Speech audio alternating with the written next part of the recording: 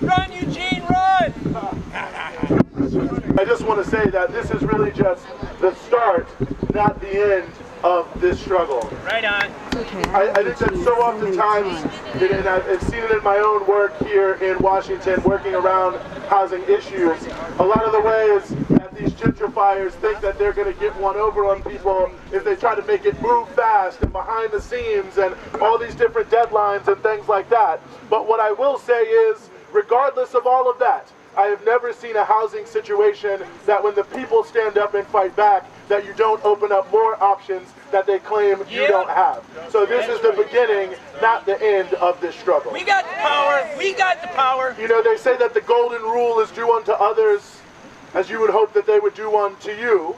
And I'd like to think that this Monsignor and certainly all the people in this institution certainly wouldn't be too happy if someone was trying to kick them out of their homes. That's right. If someone was saying that they had to uproot their entire family life, that they're really, for many people, all they've known, the neighborhood they've lived in, that lives would be completely destroyed.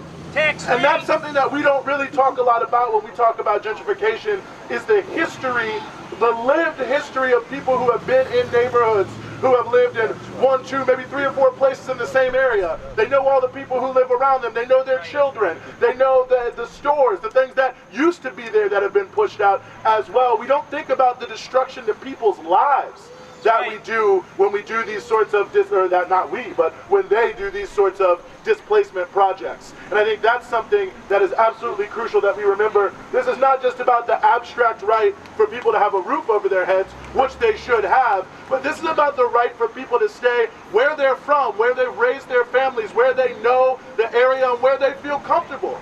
Just because, I mean, let's be honest, the way this works in the United States with housing that's produced only for profit, if you have money, you can do whatever you want to do. Right. And if you don't, all of a sudden, you aren't good enough to make your own choices. Right. I mean, you have situations that we've seen where they say, well, these people don't need X number of bedrooms. Well, why not? If I bring 1 million people, $1 million, I can get whatever I want. I can be by myself and live in a 20-room home, even though that doesn't make any sense. But I can have 20 kids and not make any money, and they'll say, well, too bad for you. And so I think this is just another example of a trend we're seeing all over the District of Columbia, that people are being put behind profits, and that the profit motive in housing is going towards destroying people's lives. Right. And I think we have to say it that clearly. That's so right. From our perspective, and it's been said here before at Justice First, the Catholic Church is not lacking in money.